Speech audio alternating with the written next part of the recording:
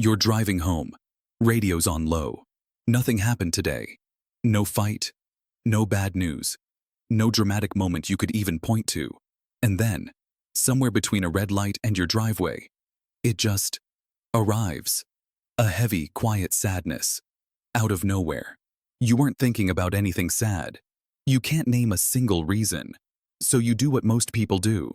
You replay the whole day, hunting for the moment that caused it. And you come up empty. Here's the strange part. That emptiness isn't a mystery. It's the actual explanation. Most people assume feelings need a cause. If you're sad, logic says something must have made you sad. So when the feeling shows up with no obvious trigger, the brain doesn't just shrug and move on. It goes looking. Maybe it's something you said in a text 3 days ago that came out wrong. Maybe it's a memory from years back that worked its way back up. Maybe you're secretly unhappy in your relationship, or your job, or your life. And this sadness is that truth leaking through the cracks. Maybe you didn't sleep enough. Maybe it's hormones. Maybe the weather's been gray for a week straight. Or you're just in a mood. Or, the explanation a lot of people land on eventually, maybe something is wrong with you. This search feels responsible, reasonable, even. If pain has a source, finding the source means you can fix it.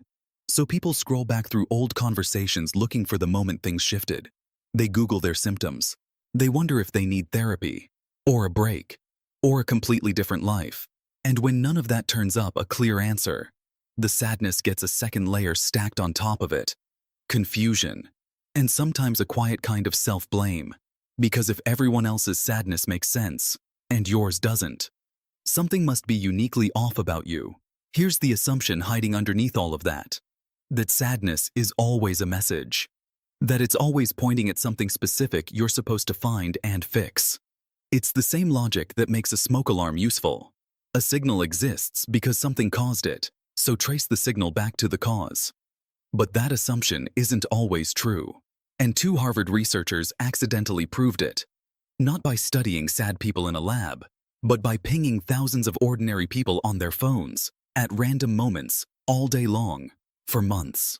In 2010, psychologists Matthew Killingsworth and Daniel Gilbert ran one of the strangest happiness studies ever done. Instead of bringing people into a lab, they built an iPhone app. It would ping people at random moments throughout their actual day, while they were commuting, cooking, working, showering, whatever, and ask 3 simple things. What are you doing right now? Is your mind on that, or somewhere else? And how happy are you, right now, on a scale? They collected responses from about 2,200 people, ranging from teenagers to 88-year-olds, across a huge range of jobs and backgrounds. And in total, the app gathered roughly 250,000 individual, real-time responses. That's a scale no lab study could ever match. And the pattern that came back was almost eerie in how consistent it was. People's minds were wandering, thinking about something other than whatever they were actually doing. Nearly half the time, about 47%, almost regardless of activity. Didn't matter if they were doing something boring like folding laundry, or something supposedly engaging like watching a movie. The mind checked out constantly. Here's the part that matters most. When the researchers crunched the happiness numbers, they found that what people were doing barely predicted how happy they felt. The actual activity accounted for less than 5% of the difference in people's happiness in a given moment.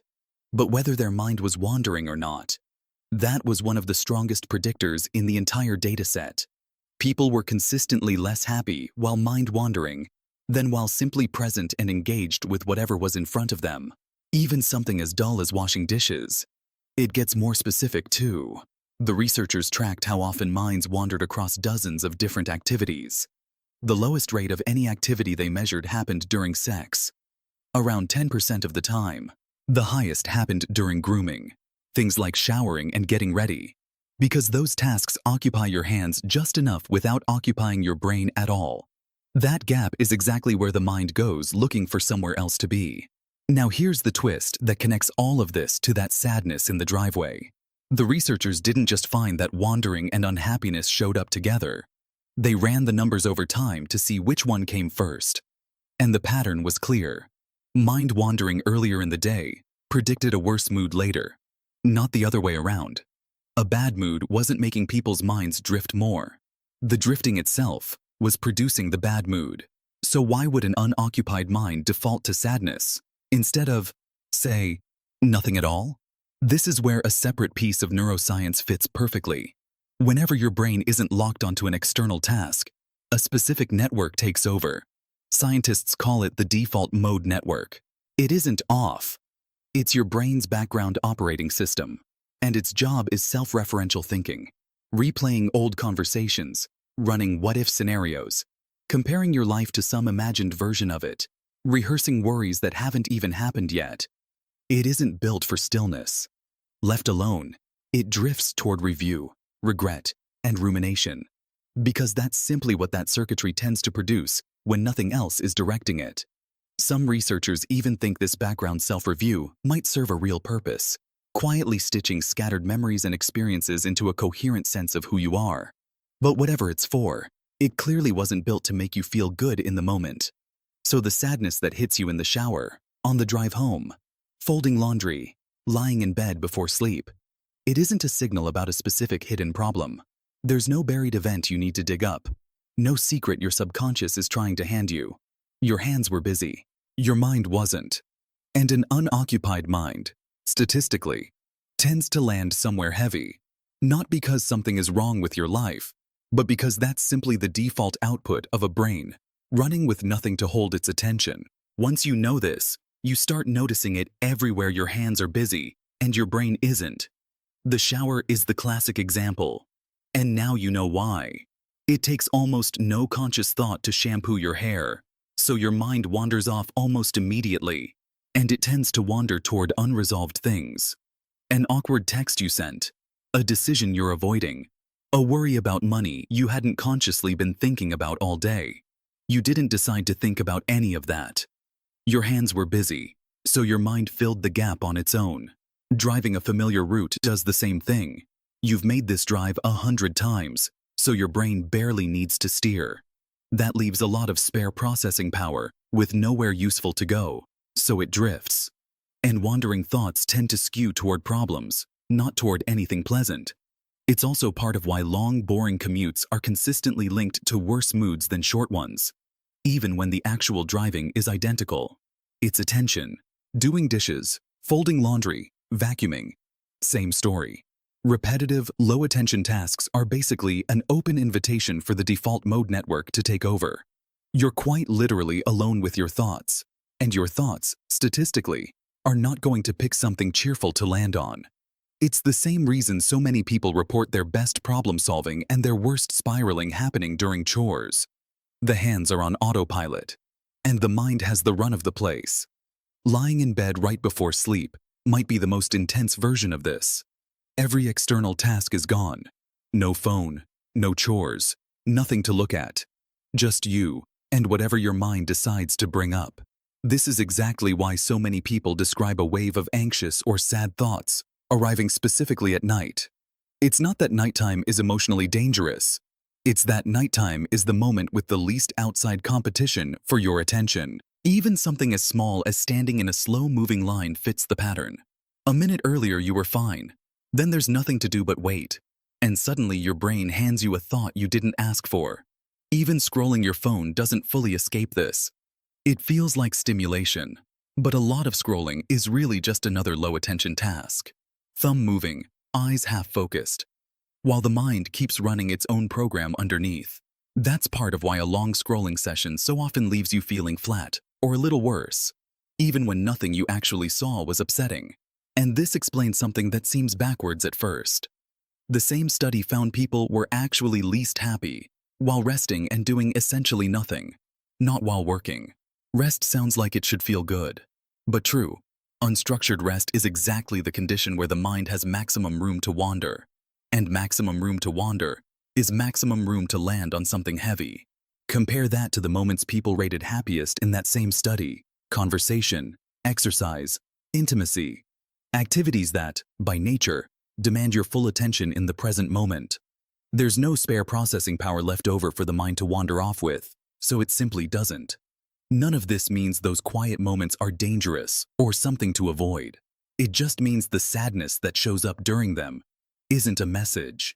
It isn't your subconscious trying to alert you to some buried truth. It's just what a human brain quite reliably does with unclaimed attention. So what do you actually do with this? First, and this alone changes a lot, stop treating out-of-nowhere sadness as a mystery that needs solving.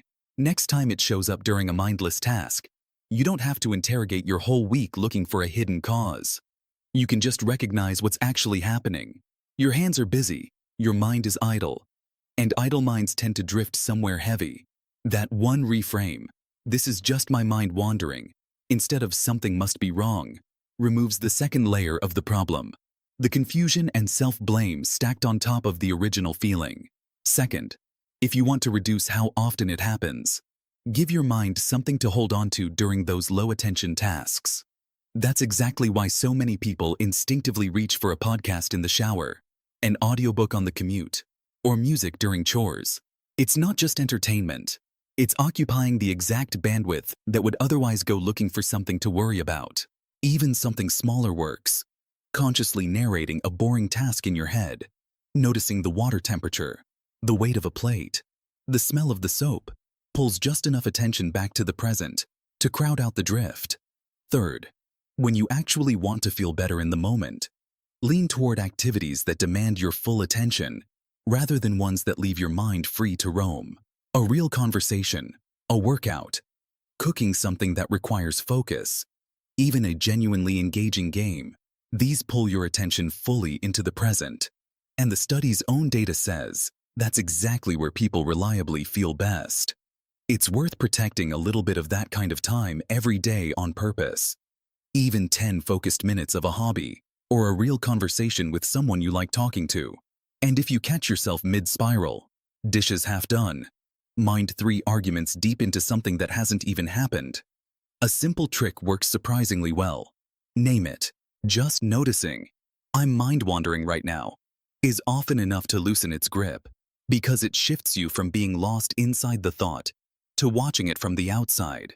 One honest caveat: this isn't about clinical depression, and it isn't a replacement for real support if sadness is showing up constantly and doesn't lift. That deserves an actual conversation with a professional, not a podcast recommendation. But for the ordinary, out-of-nowhere sadness that hits during a shower or a commute, now you know exactly where it's coming from. Here's the last piece, and it's a good one. Remember how the study tracked mind wandering across dozens of activities? There was exactly one where people's minds almost never wandered. The lowest of any category they measured: sex. Every other activity, including ones you'd think would be totally absorbing, still let the mind slip away sometimes.